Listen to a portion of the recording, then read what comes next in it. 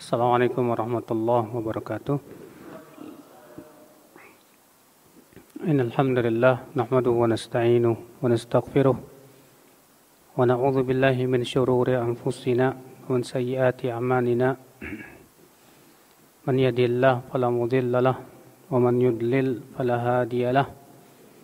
Wa asyhadu an la ilaha illallah wahdahu la syarika lahu wa asyhadu anna Muhammadan abduhu wa rasuluh. Qala Allah Ta'ala fi kitabihil karim, ya ayyuhalladzina amanu taqullaha haqqa tuqatih wa la tamutunna illa wa antum muslimun, amma ba'd. Saudaraku seiman, anak adalah merupakan kenikmatan, nikmat yang besar yang Allah berikan kepada kita. Saya yakin setiap manusia yang menikah, dia berharap menginginkan anak. Karena dengan adanya anak itu menjadi pelipur lara kita. Dengan adanya anak semakin mengasah kedewasaan seorang ayah ataupun ibu. Namun perlu diingat bahwasanya anak itu hakikatnya juga adalah ujian. Allah Ta'ala mengatakan wa'lamu annama amwalukum wa auladukum fitnah. Ketahuilah bahwasanya harta dan anak-anak kalian itu adalah fitnah. Fitnah yang dimaksud di sini yaitu ujian untuk kedua orang tuanya. Diuji dengan anak dalam artian apa? Yaitu bahwasanya orang tua diuji tanggung jawabnya. Bagaimana dia sebagai seorang tua di dalam mendidik anak? Karena tanggung jawab atau kepengurusan seorang orang tua terhadap anak itu pasti ditanya oleh Allah Subhanahu wa taala. Allah Ta'ala Rasulullah SAW sabda, kullukum ra'in wa kullukum mas'ulun an ra'iyatih.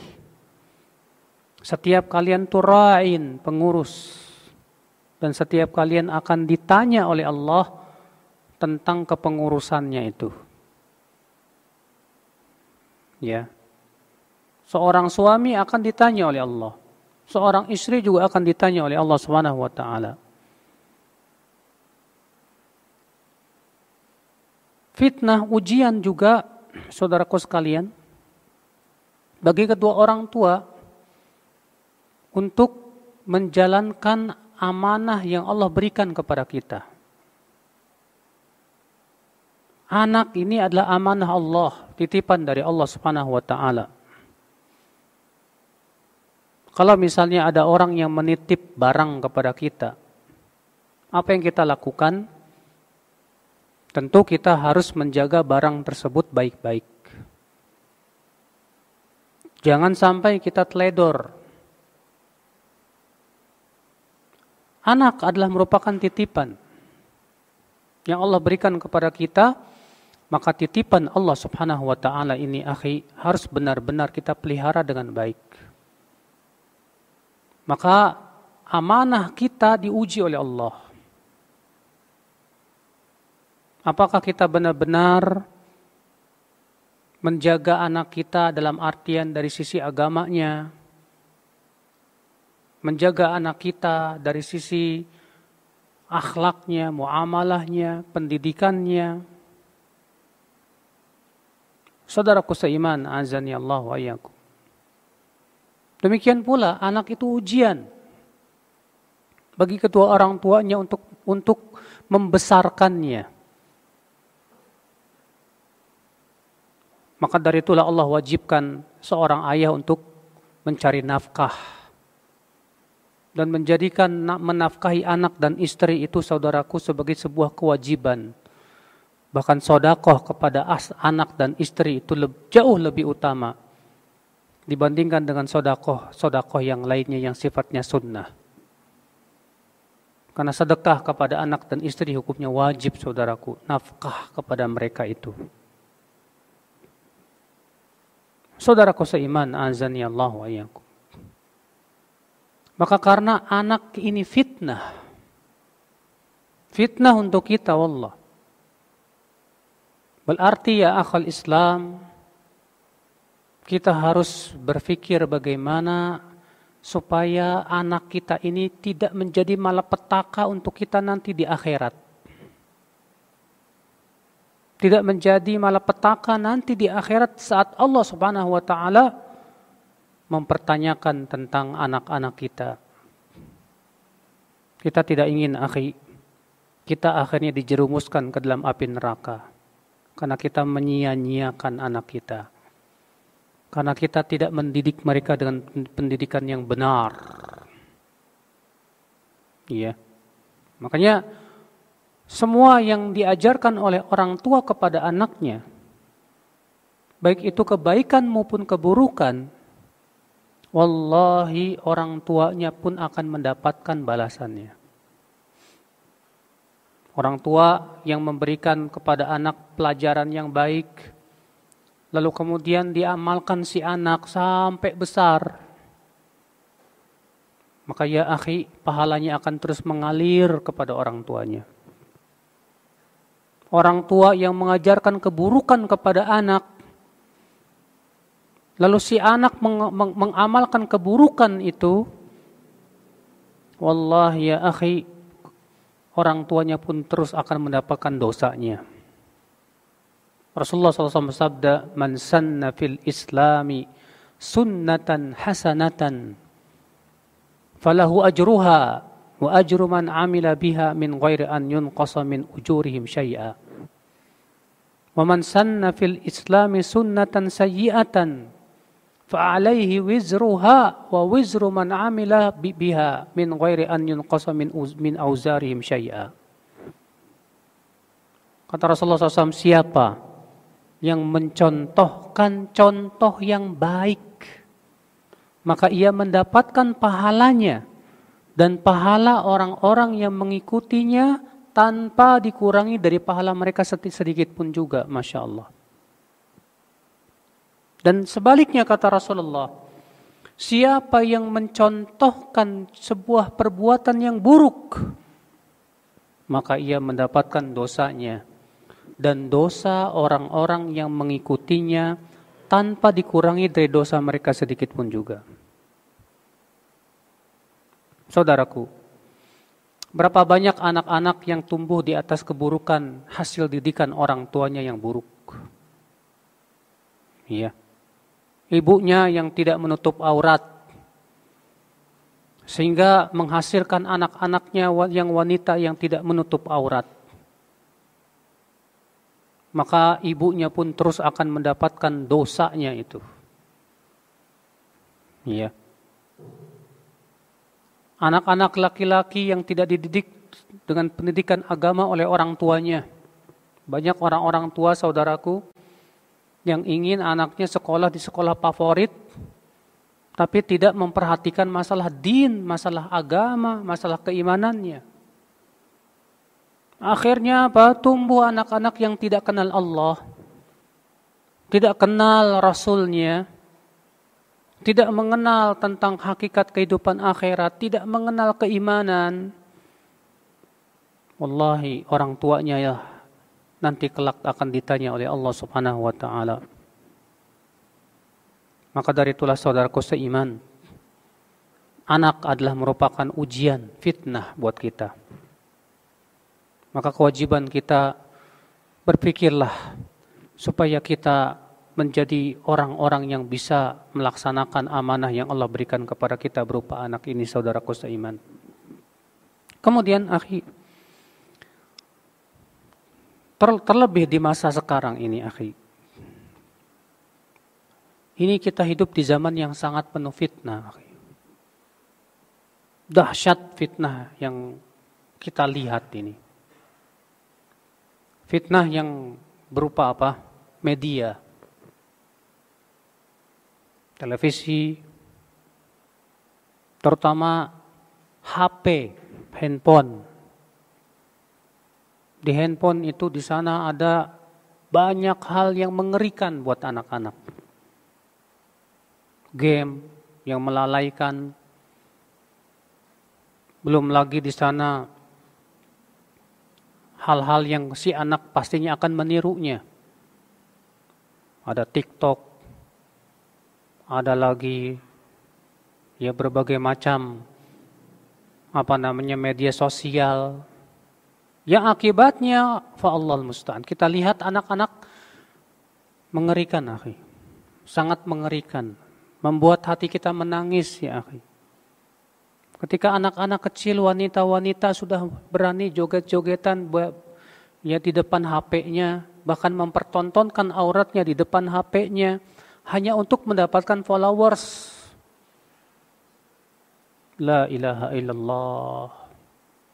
Makanya di zaman sekarang ini pendidikan anak harus benar-benar kita perhatikan betul, ya akhi. Karena masalahnya yang akan menjadi korban itu anak-anak kita. Allahul musta'an wa alaihi tiklan. Maka saudaraku seiman, a'azani Allah wa iyyakum, di dalam tarbiyatul aulad, di dalam mendidik anak, ada beberapa poin yang ditekankan oleh Al-Qur'anul Karim. Poin yang pertama yaitu pendidikan masalah akidah. Terutama akidatut tauhid. Lihatlah saudaraku seiman, bagaimana Allah Subhanahu wa taala menceritakan tentang Luqman yang memberikan wasiat-wasiat kepada anaknya. Allah Ta'ala berfirman dalam surat Luqman, wa idh qala Luqmanu libnihi wa huwa ya'idhuhu ya bunay la tusyrik billah inna syirka la zulmun azim. Dan ingatlah ketika Luqman berkata kepada anaknya, di mana ia menasihati dan memberikan wasiat kepada anak-anaknya. Apa kata Luqman? Ya bunai, yang pertama kali disampaikan oleh Luqman Al-Hakim, ya akhi. Ya bunai, la tusyrik billah, inna syirka la zulmun azim. Wahai anakku, jangan kamu sekutukan Allah. Jangan kamu sekutukan Allah Subhanahu wa taala. Sesungguhnya hai anakku, kesyirikan itu adalah merupakan kezoliman yang besar. Pertama kali Luqman Al-Hakim, saudaraku, menekankan masalah akidah tauhid ini. Lihatlah Nabi Ya'qub alaihissalatu wassalam ketika beliau hendak meninggal dunia. Apa yang dikatakan oleh Nabi Ya'qub kepada anak-anaknya? Ya. Allah mengatakan am kuntum syuhada'a idh hadara Ya'quba al-maut idh qala li banihi. Ya, saat Nabi Ya'qub itu telah hadir kepadanya kematian. Saat itu Nabi Ya'qub berkata kepada anak-anaknya, ya bunai, idh qala li banihi ma ta'buduna min ba'di. Apa yang kalian sembah setelahku nanti, nak? Apa yang kalian ibadah, ya, apa yang kalian ibadahi setelahku, nak? Subhanallah, ya akhi. Orang tua yang paham benar tentang akidatut tauhid adalah orang tua yang berusaha menanamkan jiwa tauhid pada anak-anaknya ini. Ini sangat penting sekali karena ini masalah yang sangat urgen, saudaraku. Karena kita semua sudah tahu, tauhid itu adalah merupakan kunci masuk surga, akhi. Kita semua sudah tahu, ya akhi, bahwasanya tidak akan masuk surga orang-orang yang berbuat syirik kepada Allah Subhanahu wa taala. Maka dari itu, ya akhi, pendidikan pertama yang harus kita tekankan kepada anak-anak kita, yang harus kita pahamkan betul kepada anak-anak kita, masalah tauhid, masalah tauhid. Fahamkan anak siapa Rabbnya, siapa Tuhannya. Pahamkan kepada anak-anak tentang hakikat kesyirikan, bahwasanya syirik itu kezoliman yang besar. Makanya Luqman Al-Hakim tadi berkata, "Ya bunai, la tusyrik billah." Hai anakku, jangan kamu sekutukan Allah, nak. Jangan. Kenapa? Inna syirka la zulmun azim. Sesungguhnya kesyirikan itu kezaliman yang besar. Di sini, akhi, tugas orang tua memahamkan kepada anaknya tentang bahaya syirik. Dan tidak bisa kita menyampaikan kepada anak tentang bahaya syirik itu hanya sekali, dua kali, tidak bisa ya akhi. Harus sering kita dengungkan ke telinga anak itu, bahwa kesyirikan itu adalah merupakan kezaliman yang besar. Sampai betul-betul ia menjadi penghujam di hati si anak ya tentang bahaya kesyirikan. Saudaraku seiman, azani Allah wa iyyakum. Demikian pula akidah tauhid, akidah yang memperkenalkan juga kepada Allah Jalla wa Ala. Bagaimana supaya si anak kenal Allah? Ini penting sekali ya, akhi. Lihat Rasulullah sallallahu alaihi wasallam ketika bertanya kepada jariyah, apa kata Rasulullah? Aina Allah? Di mana Allah? Qalat fis sama, di langit. Sebuah pertanyaan yang di zaman sekarang banyak profesor pun tidak bisa menjawabnya ya akhi. Sebuah pertanyaan yang ringan, banyak doktor-doktor di zaman sekarang tidak bisa menjawabnya ya akhi. Rasulullah SAW bertanya kepada seorang jariyah, seorang wanita jariyah, Aina Allah? Di mana Allah? Coba kita tanyakan hal itu kepada anak-anak kita. Nak, di mana Allah? Penekanan supaya anak-anak sadar bahwasanya Allah berada di atas arasy bersemayam. Saudaraku seiman, azani Allah wa iyyakum. Lihat Rasulullah SAW berkata kepada Ibnu Abbas yang masih kecil. Apa kata Rasulullah SAW kepada Ibnu Abbas? Ya gulam, ihfazillah yahfazka. Ihfazillah tajidhu tujahaka. Fa idza sa'alta fas'alillah wa idza ista'anta fasta'in billah. Wa'lam annal ummata law ijtama'u ala an yadurruka bi syai'in lam yadurruka illa bi syai'in qad kataballahu 'alaik. Wa'lam, kata beliau, ya gulam, hai anak. Waktu itu Ibnu Abbas masih kecil, akhi, umurnya 6 tahun. Di mana Rasulullah SAW membonceng Ibnu Abbas di atas keledainya. Apa kata Rasulullah kepada Ibnu Abbas, ya akhi?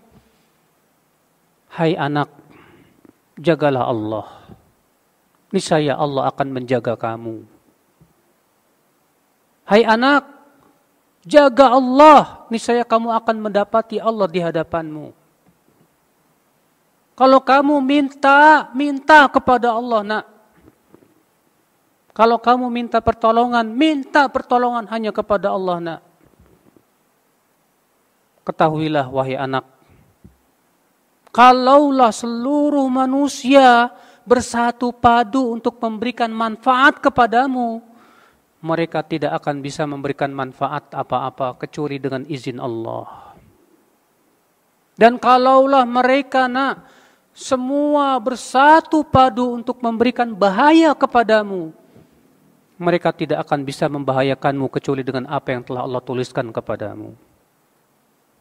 Bayangkan Ibnu Abbas, akhi, yang masih kecil, ditanamkan oleh Rasulullah SAW pengenalan kepada Allah Subhanahu wa Ta'ala. Subhanallah ya akhi. Maka dari itulah ya akhi, tidak mungkin anak akan menjadi beres hidupnya kecuali dengan mengenal Tuhannya, mengenal penciptanya. Makanya Luqman Al-Hakim Ya, setelah mewasiatkan kepada anaknya untuk jangan sekutukan Allah, maka Luqman Al-Hakim menekankan kepada anaknya bahwa Allah mengetahui perbuatanmu, nak. Ya bunai, innaha intaku mithqala habbatin min khardalin fatakun fi sakhratin aw fis samawati aw fil ardi ya'ti biha Allah. Innallaha latifun khabir. Hai anak, kalau ada sebesar biji sawi, ya, dimanapun, di langit, di bumi, bahkan di batu sekalipun, Allah akan datangkan, nak. Allah Maha tahu. Innallaha latifun khabir.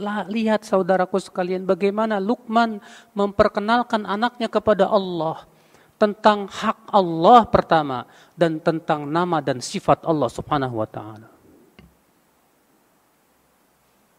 Ini perkara yang penting, saudaraku. Orang tua yang lalai memperkenalkan anaknya kepada Allah, bagaimana akan menjadi anak-anak yang berbakti kepada orang tuanya? La. Anak akan berbakti kepada orang tua kalau ia kenal Allah. Anak akan menjadi anak-anak yang berbakti kepada orang tua kalau waktu kecilnya ia dijadikan kenal tentang bagaimana kerasnya azab Allah, bagaimana api neraka, bagaimana indahnya surga. Kalau si anak sudah yakin ada surga, ada neraka, ada kehidupan akhirat, tumbuh rasa takutnya kepada Allah, saya yakin, Mbak, anakmu dan anak kita bahkan insya Allah menjadi anak-anak yang berbakti kepada orang tuanya. Tapi ketika kita tidak menanamkan hal ini dari kecil, penanaman masalah akidah, dan tidak memperkenalkan Allah kepada anak-anak kita, wallahi ya akhi, kasihan anak kita. Maka dari itulah saudaraku seiman, azani Allah wa iyyakum, pendidikan akidah itu yang akan membentuk pribadi seorang anak. Ditumbuhkan rasa cintanya kepada Allah, ditumbuhkan rasa takutnya kepada Allah, ditumbuhkan ia untuk mengharapkan ridho Allah subhanahu wa ta'ala, ditumbuhkan keikhlasannya, dipahamkan tentang pentingnya arti ikhlas, ya. Saudaraku seiman, azani Allah wa iyyakum. Nah, ini hal yang pertama yang sangat ditekankan oleh Al-Quran dan sunnah Nabi Sallallahu Alaihi Wasallam,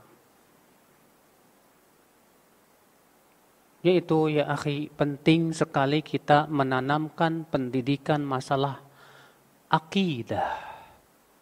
Kenalkan anak-anak kita kepada Allah Subhanahu Wa Taala.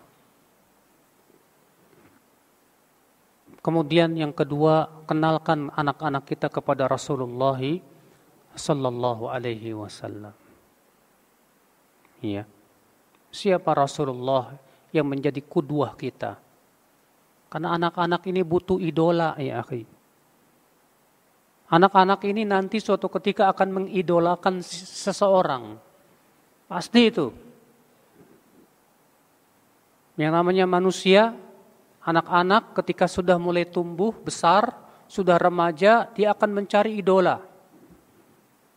Kalau dia tidak mengidolakan Rasulullah, kalau dia tidak mengidolakan para ulama dan orang-orang salihin, dia pasti akan mengidolakan orang-orang yang tidak beriman kepada Allah dan kehidupan akhirat.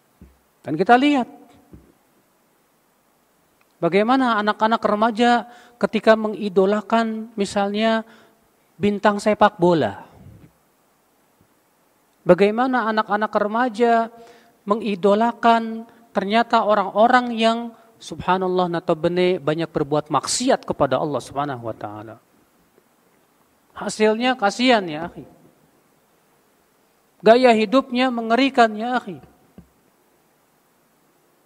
Tapi ketika kita kenalkan anak-anak kepada Rasulullah, kepada para sahabat Rasulullah, Ceritakan kepada anak-anak kita tentang bagaimana Rasulullah, tentang bagaimana para sahabat, supaya tumbuh cinta mereka kepada Rasulullah dan para sahabat.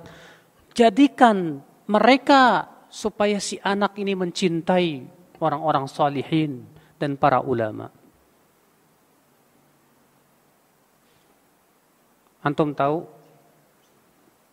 ya Al-Imam Adz-Dzahabi? Al-Imam Adz-Dzahabi waktu anak-anaknya, waktu kecilnya, dan ini menjadi salah satu sebab kenapa beliau kemudian semangat belajar hadis. Al-Imam Adz-Dzahabi bercerita, ketika beliau sedang bermain-main dengan anak-anak yang lain, dan beliau menulis, lewatlah seorang ahli hadis.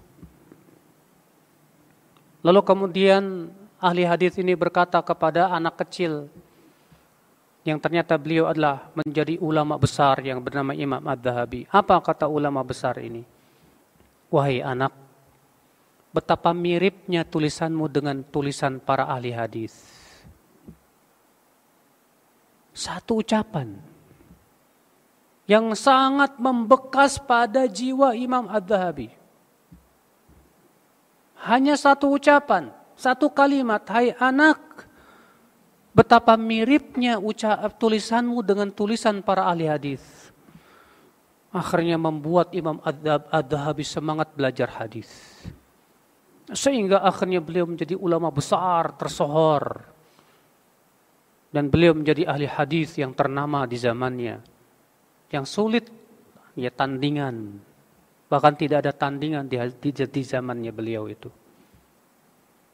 Subhanallah ya akhal Islam, azani Allah wa iyyakum.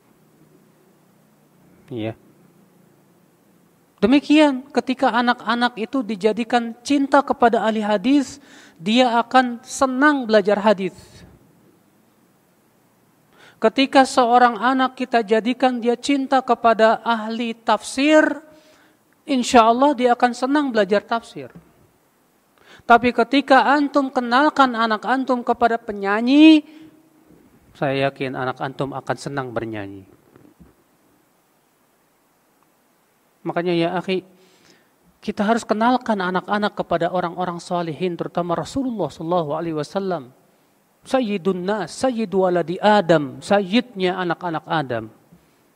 Supaya kelak si anak mengenal kepada siapa dia harus mengidolakan, saudaraku.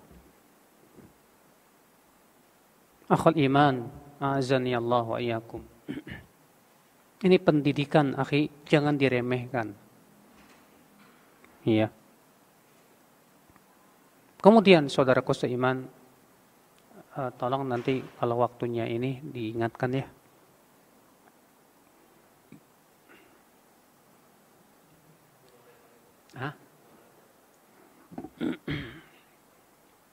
Kemudian saudaraku seiman, azani Allah wa iyyakum. Yang kedua, yang ditekankan oleh Al-Qur'anul Karim dalam masalah pendidikan kepada anak. Apa itu?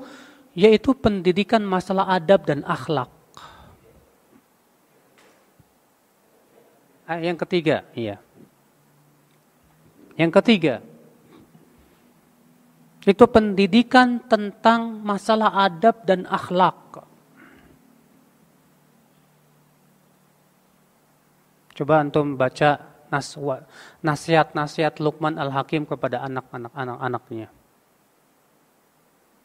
Setelah Luqman Al-Hakim menyebutkan tentang masalah syirik, tentang pentingnya berbakti kepada orang tua, dan memperkenalkan kepada anaknya tentang sifat-sifat Allah, dan bahwasanya Allah mengetahui sekecil apapun.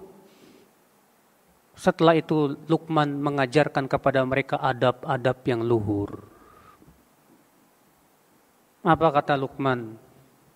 Wala tusa'ir khaddaka linnas wala tamshi fil ardi maraha. Hai anakku, jangan kamu palingkan pipimu kepada manusia. Jangan kamu saat berbicara dengan manusia kamu berpaling dalam keadaan kamu menyombongkan dirimu. Sehingga kamu meremehkan orang-orang. Wala tamshi fil ardi maroha, dan jangan kamu berjalan di muka bumi ini dengan congkak dan angkuh. Masya Allah, ditanamkan kepada anak-anaknya untuk meninggalkan kesombongan, saudaraku. Bukankah itu menunjukkan adab yang luhur? Betapa banyak anak-anak di zaman sekarang kurang sekali pendidikan akhlak dan adab. Sehingga akhirnya apa yang terjadi, dia tidak paham adab terhadap orang tuanya. Dia tidak paham adab terhadap kakaknya, terhadap pamannya, terhadap tetangganya, tidak paham adab bahkan terhadap sesama muslim yang lainnya. Kita lihat anak-anak terkadang dibiarkan sama orang tuanya saling membuli satu. Dan kita lihat di negeri kita memang begitu. Anak-anak saling membuli. Dan itu dianggap biasa. Sampai udah gede jadi akhirnya tukang membuli, Pak. Akhirnya kita tidak aneh. Ya, di media sosial sesuatu yang namanya saling membuli itu. Nah, ini harus adab sepertinya harus kita pahamkan. Makanya Rasulullah SAW ketika berdakwah di Mekah, ya, selain Rasulullah menyampaikan tentang masalah pentingnya akidah tauhid, yang Rasulullah SAW tekankan juga masalah akhlak dan adab. Sebagaimana dalam hadis Heraklius, ketika Rasulullah SAW ditanya ketika Abu Sufyan ditanya oleh Heraklius, "Madza ya'muru hadan nabi?" Apa yang diperintahkan oleh nabi ini? Kata Abu Sufyan, "Yaqul u'budullah wa la tusyriku bihi syai'a wa ya'muruna bis-shalah was-sidq was-silah wal-'afaf."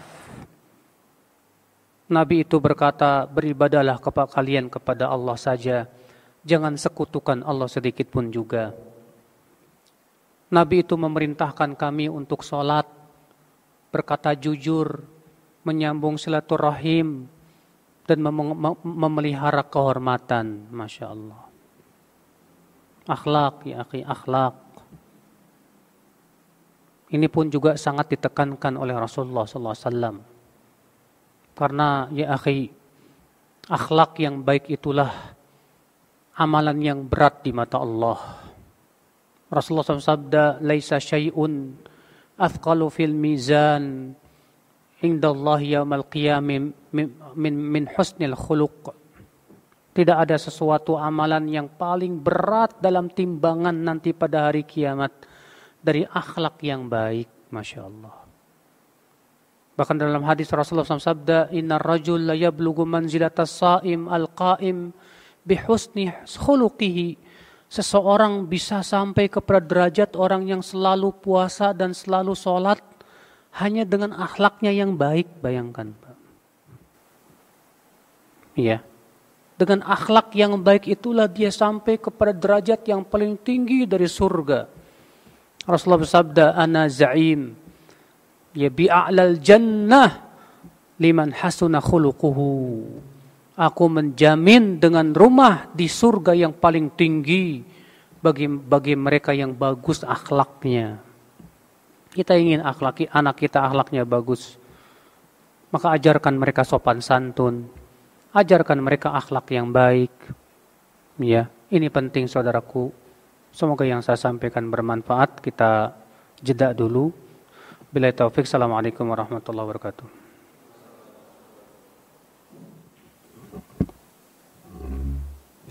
Assalamualaikum warahmatullahi wabarakatuh. Assalamualaikum. Ini Ustaz, tadi Ustaz sempat nyinggung tentang dunia medsos, Ustaz, ya. Ini anak-anak kami terutama yang masih SD nih, Ustaz, sama TK. Sebelum ada pelajaran online itu sebenarnya kurang paham terhadap HP gitu, Ustaz.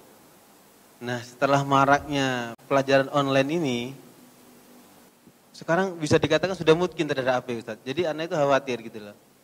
Jadi hal-hal yang demikian ini, kalau misalnya di akhirat nanti menjadi pertanyaan, dari segi negatifnya ini siapa yang bertanggung jawab gitu Ustaz? Ini kan berat sebagai orang tua Ustaz. Jazakallah khair. Assalamualaikum warahmatullahi wabarakatuh. Iya, memang permasalahan di zaman sekarang adalah si anak-anak menjadi kenal dengan gadget ya. HP karena kebutuhan untuk belajar secara online. Dan tentunya pasti di sana ada perkara-perkara yang sifatnya negatif sekali. Menjadikan si anak akhirnya kenal yang namanya HP, bahkan terkadang asyik dengan HP. Namun tentu kaidah usul fikih mengatakan bahwa bahwa sesuatu yang memang itu sangat dibutuhkan, al-hajat, sesuatu yang sangat kita butuhkan, maka itu sesuatu yang diperbolehkan dalam syariat. Kalau memang ternyata di situ dalam perkara itu mengandung kebaikan dan keburukan misalnya ya. Karena di dalam HP itu pasti di sana kebaikan ada keburukan juga.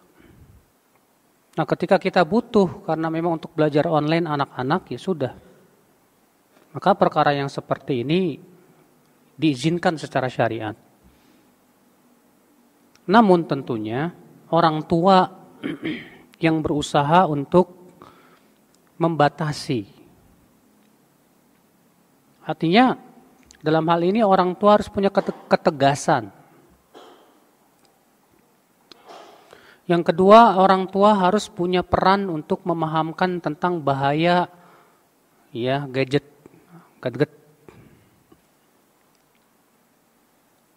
Dan pahamkan juga kepada anak-anak tentang pentingnya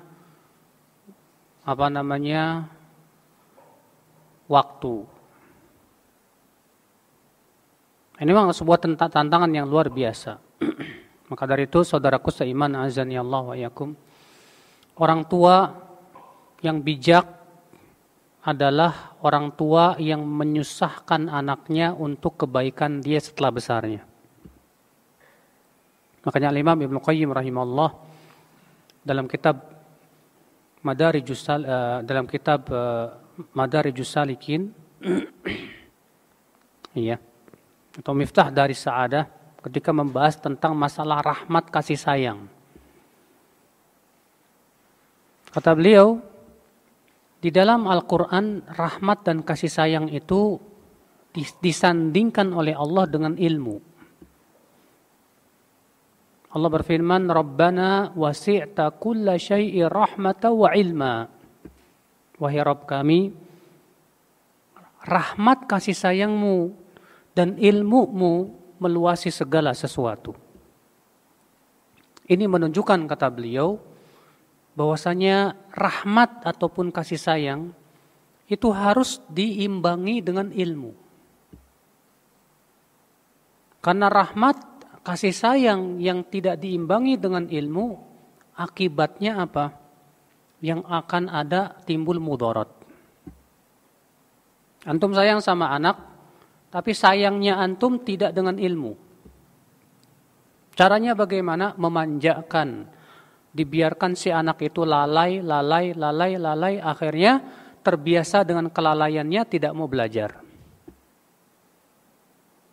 Kata Ibnu Qayyim, ini berarti orang tuanya sayangnya dengan kebodohan, bukan dengan ilmu. Adapun orang tua yang sayang dengan ilmu, kata beliau, maka orang tua itu akan menyusahkan anaknya untuk menuntut ilmu demi kebaikan dia di masa depannya. Maka dalam hal ini kita sayang sama anak kita, khawatir anak kita ini lalai dengan HP, enggak masalah kita batasi secara ketat penggunaan HP terhadap anak-anak kita. Kalau si anak nangis, si anak marah, enggak masalah, jangan digubris. Ya, seperti halnya Allah menyayangi seorang hamba dengan cara menyusahkannya. Ada seorang hamba yang disusahkan oleh Allah, rezekinya diseretkan sama Allah, sebab kalau dia diberikan rezeki yang banyak, bisa jadi dia lupa diri kepada Allah. Maka kemudian Allah pun seretkan rezekinya supaya dia masuk surga. Demikian pula orang tua yang paham dan berilmu, dia akan nyusahkan anaknya enggak masalah waktu kecilnya. Tapi nanti setelah besarnya dia akan merasakan kenikmatan ilmu tersebut. Kedisiplinan tersebut. Nah, disinilah ya, saudaraku seiman, kita memang dalam mendidik anak ini harus agak sedikit tega. Ya, demi untuk kebaikan si anak nanti setelah besar. Sebab nanti setelah besarnya dia akan merasakan betapa pentingnya ya dan betapa maslahatnya pendidikan yang ia rasakan dari orang tua itu. Iya. Karena masalahnya si anak itu, saya yakin Pak, si anak itu keinginan dia adalah main dan main. Itu memang anak, jiwa-jiwa anak. Tapi kalau orang tuanya misalnya, terkadang ada orang tua yang tidak sabaran ya. Ini penyakitnya orang tua itu adalah ketidaksabaran. Si anak rewel, akhirnya apa? Dia ingin mendiamkan anak secara instan. Gimana caranya? Buka YouTube. Nina. Tujuannya apa? Supaya diam. Memang instan, tapi Anda harus paham bahwasannya Anda akan merasakan getirnya setelah dia besar. Tapi kalau kita sabar, kita cari cara lain selain itu, ya, dan kita terus bersabar, insya Allah manisnya itu akan Anda rasakan setelah beberapa tahun yang akan datang. Memang disinilah memang dibutuhkan kesabaran orang tua di dalam mendidik anak dan mendisiplinkan si anak itu. Terutama yang berhubungan dengan masalah gadget, ya HP ini. Iya. Makanya bagus kalau misalnya saya pernah ada Pak Yoso namanya ya. Dia pengen bikin program 36 jam bersama anak-anak tanpa HP. Jadi pengen ngajak anak-anak acara di sebuah tempat yang tidak ada sinyal.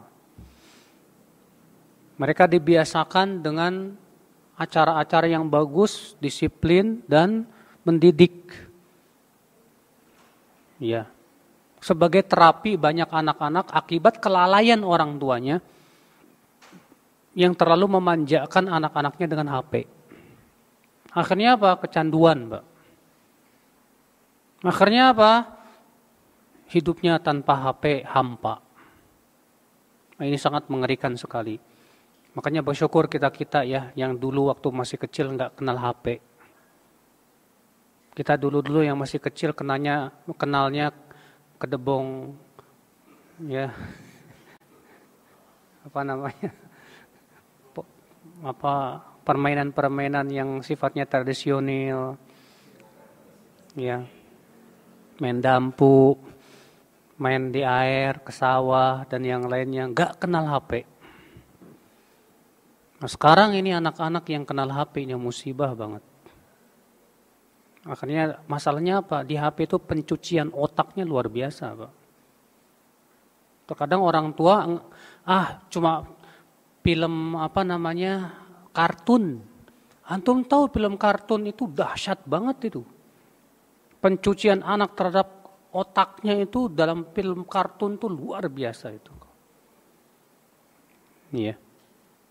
Makanya dari itulah penting seorang orang tua itu berilmu.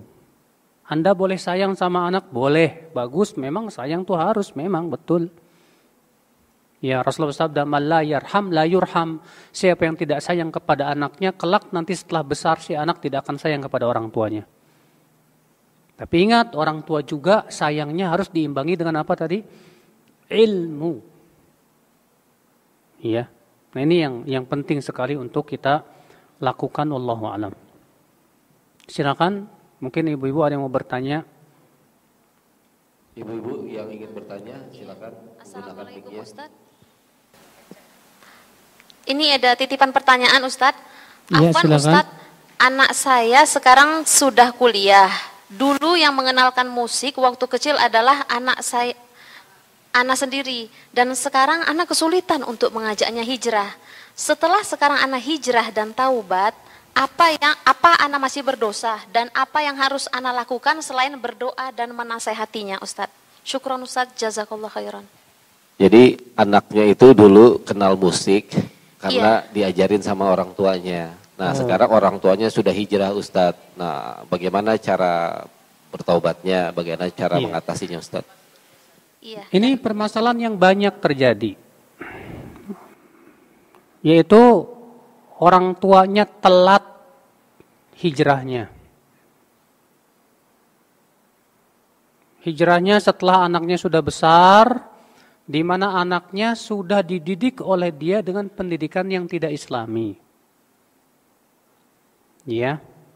Setelah anaknya besar, dia baru hijrah, baru tahu bahwa ternyata itu tidak boleh. Maka kamu harus sabar mendidik untuk memahamkan dia sebagaimana kamu sabar dulu mendidik dia di atas itu. Ya. Ya, sekarang saya baru sadar Ustaz kalau ternyata musik itu haram. Sementara anak sudah saya didik ya dengan musik sampai dia kuliah. Wah, bagaimana caranya? Nah, disinilah kalau dia sudah kuliah, kita harus bisa pertama untuk mengajak anak itu berpikir secara cerdas dan ilmiah. Sadarkan kepada dia, nak, agama kita ini luar biasa loh, nak. Luar biasanya apa, Bu? Agama kita ini sangat ilmiah sekali. Segala sesuatu berdasarkan kepada dalil dari Al-Quran dan hadis. Orang tua juga berusaha bagaimana si anak supaya kenal kepada Allah. Dan ini yang paling penting juga. Sebab percuma kalau orang tua ya yang terlambat seperti ini mau memahamkan si anak bahwa musik itu haram tapi akidahnya masih nol. Berarti tugas orang tua dalam hal ini adalah memulai dari masalah akidah terlebih dahulu, mengenalkan si anak kepada Allah. Mungkin kita tidak bahas masalah musik dulu, tapi bahas dulu tentang siapa Allah. Bahas tentang bagaimana surga dan neraka. Bahas tentang apa tujuan kita hidup di dunia dengan anak itu. Biarkan dia berpikir. Masalahnya dia udah gede kan? Taib, kalau udah gede berarti dia sudah paham. Sudah bisa diajak bertukar pikiran. Sudah bisa diajak berpikir secara matang. Taib, apalagi dia kuliah. Kalau kuliah sudah biasa dia belajar. Maka ajarkan dia bagaimana keilmiahan dan cerdas dan kritis. Nanti kalau dia sudah paham dan sudah akidahnya sudah paham, dia sudah kenal Allah, sudah mulai muncul rasa takutnya kepada Allah, kepada api neraka, mulai kita pahamkan, nak, ternyata ibu mendapatkan dalil-dalil dari Al-Quran dan hadis, nak, dan perkataan para ulama bahwa ternyata musik itu haram. Memang butuh waktu. Tidak mungkin terkadang ya untuk mengubah manusia yang sudah kita didik bertahun-tahun langsung berubah, itu enggak mungkin. Tapi butuh waktu. Maka butuh kesabaran untuk memahamkan dia. Diselingi tentunya dengan doa. Ya, orang tua terus mendoakan anaknya supaya anaknya tersebut diberikan hidayah oleh Allah Subhanahu wa taala. Usahalah dan teruslah usaha, insyaallah man jadda wajad. Siapa yang bersungguh-sungguh, insyaallah dia dapat biiznillah. Naam. Baik Ustaz. Pertanyaan selanjutnya dari Pak I. Bismillah. Assalamualaikum warahmatullahi wabarakatuh. Assalamualaikum warahmatullahi wabarakatuh. Ustadz, berkaitan dengan tadi dijelaskan di dalam jawaban dari pertanyaan pertama dari Pak Bunaya bahwa salah satu sikap orang tua terhadap anak itu apabila si anak berbuat kesalahan, terus kita harus tega kepada anak itu. Kalaupun setelah kita ingatkan, kemudian kita kasih nasihat, dan anak itu marah sama kita, kita jangan menggubrisnya. Nah, yang jadi masalah adalah tatkala anak itu berulang kali berbuat kesalahan, kemudian kita juga sebagai manusia, sebagai orang tua ingin menasihati anak, membuat anak itu marah besar gitu, Ustaz. Kemudian dia nekat gitu, Ustaz. Misalkan nekatnya ya berbuat, misalkan kabur gitu, misalkan, atau yang lainnya yang negatif lah. Itu bagaimana sikap kita sebagai seorang orang tua? Iya, pertanyaan bagus sekali. Akhi, bedakan ketika kita menasihati anak yang masih kecil dengan anak yang sudah remaja. Karena anak yang sudah remaja itu punya sifat suka melawan. Anak yang sudah remaja itu jiwa memberontaknya lebih kuat. Dan itu juga semuanya kita pernah merasakan waktu remaja, Pak. Ya, kalau kita diomelin emak sama bapak maunya pergi, udah. Dan itu kita rasakan semuanya. Kenapa? Karena memang kita sebagai remaja waktu itu ingin bebas. Iya. Kita ingin bebas mengekspresikan keinginan kita tanpa kita menimbang baik ataupun buruk.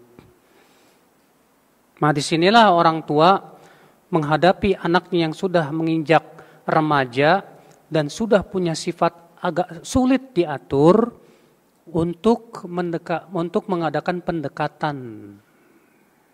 Ya, pendekatan di mana dia kepada anaknya tersebut bagaikan teman. Ya, karena masa-masa remaja itu kalau kita bentak, kita marahi, kita ini, dia justru akan memberontak. Pasti itu. Psikologi anak remaja seperti itu rata-rata. Berarti harus apa? Kita harus cara siasat yang lain, taktik yang lain. Ya, terkadang ketika kita dengan kekerasan tidak ada manfaatnya, ternyata mudaratnya jauh lebih besar, maka kita coba adakan bikin cara yang sifatnya pendekatan. Pendekatan yang saat dia lagi asyik dan yang lagi ini kita sama dia berbicara, mengajak berpikir dan yang lainnya. Itu bisa lebih diterima oleh dia daripada kitanya seakan-akan diktator gitu. Mengatur dan yang lainnya dia tidak akan terima. Bahkan cenderung dia akan melawan nantinya. Makanya disinilah ya kita jangan melulu orang tua itu melihat anaknya itu masih kecil aja. Terkadang begitu. Ini sebuah kesalahan ketika kita memandang anak kita masih kecil aja. Padahal umurnya sudah mulai remaja, Pak. Makanya sebagian orang tua ada yang mengeluh, kenapa kok anak saya semakin besar kok semakin melawan? Iya memang begitu. Maka kita harus sadari, oh anak saya sekarang sudah mulai remaja. Saya dulu juga sama seperti dia. Berarti apa yang dibutuhkan si anak ini? Berarti nasihat yang lebih menyentuh hatinya. Iya, dibandingkan kemarahan, ya, atau mata melotot itu seringkali tidak bermanfaat. Nah, disinilah memang penting seorang ayah atau seorang ibu, ya, jangan sampai menjadi sosok yang dibenci oleh anak. Maaf ya, ketika kitanya tangan besi dan sementara anak itu sudah SMP atau SMA, dia akan menjadi benci sama bapak atau sama ibunya yang tangan besi seperti itu. Dan itu memang jiwa orang Indonesia. Ya. Maka dari itulah kewajiban kita adalah ya seperti yang saya sampaikan tadi, kita mengadakan pendekatan baik-baik, ya. Kita bawa jalan-jalan kemana, ajak kita bertukar pikiran, Karena saat itulah dia memang sedang mencari jati dirinya. Dia ingin mengekspresikan keinginannya. Nah, disitulah kita bimbing dia sedikit demi sedikit. Ya, memang penting sekali. Ya, terutama dia juga sedang mencari jati dirinya. Masalahnya dia masih labil banget. Ya, Allahu a'lam. Assalamualaikum Ustaz. Assalamualaikum warahmatullahi wabarakatuh. Nah, ini yang bertanya anaknya ini. Misalan aja. Semisal ada orang tua yang nyuruh anaknya sholat. Tapi orang tua ini dia nyuruh anaknya sholat tepat waktu di masjid misalnya. Tapi orang tua ini dengan pekerjaannya qadarullah Orang tuanya nggak tepat waktu. Iya, qadarullah masyafal, orang tuanya nggak bisa sholat tepat waktu. Atau misalnya dia nyuruh anaknya ngafal Quran.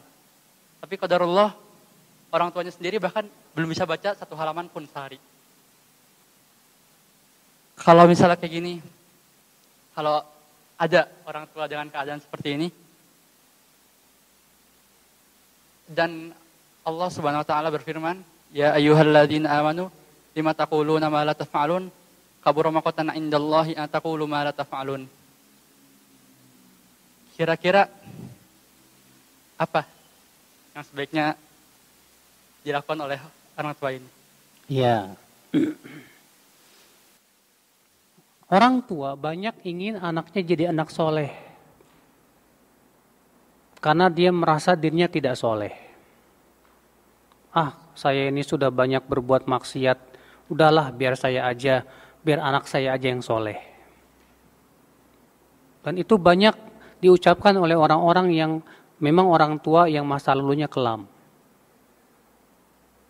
Iya. Nah, dia pun kemudian mulailah menyuruh anaknya, "Nak, sholat tepat waktu." Tapi dia tidak memberikan contoh. Sementara si anak butuh suri tauladan. Makanya di antara kesuksesan dalam pendidikan anak adalah adanya suri tauladan yang baik. Allah berfirman, "Laqad kana lakum fi Rasulillahi uswatun hasanah." Sungguh telah ada pada diri Rasulullah suri tauladan. Makanya orang tua kalau ingin anaknya berhasil, dia juga harus bisa memberikan contoh yang terbaik. Memberikan contoh yang terbaik. Ya, antum misalnya sebagai orang tua ingin mendidik anak antum untuk sholat tahajud. Sementara anak ini susah banget untuk sholat tahajud. Ya sudah, setidaknya antum sholat tahajud di sisi dia. Ketika dia sedang tidur, antum sholat tahajud di sisi dia. Biarkan dia dengan panjangnya waktu melihat bapaknya sholat tahajud. Supaya apa? Setidaknya itu memberikan image kepada dia tentang pentingnya sholat tahajud. Iya. Kalau antum ingin mendidik si anak itu senang baca, setidaknya antum baca di sisi anak antum. Antum baca Al-Quran atau baca apa saja antum baca. Supaya apa? Setidaknya memberikan pelajaran yang terbaik kepada si anak. Memberikan kesan dan pesan dengan perbuatan antum. Bahwa bapak saya begini loh. Walaupun kita tidak berbicara, kita tidak ngomong, "Nak, kamu harus rajin baca ya." Anak itu enggak butuh nasihat seperti itu. Sebetulnya yang paling dibutuhkan adalah suri tauladan. Ya, suri tauladan. Makanya ya ketika misalnya antumnya susah tahajud, gimana akan mendidik anak supaya rajin tahajud? Antum pengen anak sholat selalu ke masjid, antumnya sendiri di rumah melulu. Antum pengen supaya anak antum ya bisa pinter baca Quran, antumnya sendiri baca Qurannya beletak-beletuk mau belajar. Makanya disinilah kita penting untuk memulai pendidikan dari kita sendiri dulu. Kita ingin mendidik anak, kita juga harus mendidik diri kita sendiri juga. Kita ingin anak kita pintar, kita juga harus berusaha semaksimal mungkin untuk bisa. Iya. Tapi kalau anak sudah gede nih, udah berpikir, sudah paham bapaknya seperti itu. Bapakku ini kok nyuruh saya sholat sementara dia sendiri sholatnya sholat terlambat. Maka jangan jadikan bapakmu seperti itu sebagai uswahmu. Jadikanlah Rasulullah sebagai uswahmu. Jadikanlah orang-orang soleh, yang orang-orang yang masya Allah, ya, rajin sebagai uswahmu. Kalau ternyata kamu sudah mendapatkan keadaan orang tuamu, keadaannya seperti itu, ya gimana lagi? Kewajiban kamu adalah untuk mendakwahi dia, memahamkan dia. Wallahu a'lam. Nah. Jazakallah khairan Ustaz atas jawabannya dan jazakumullah khairan buat teman-teman yang sudah bertanya.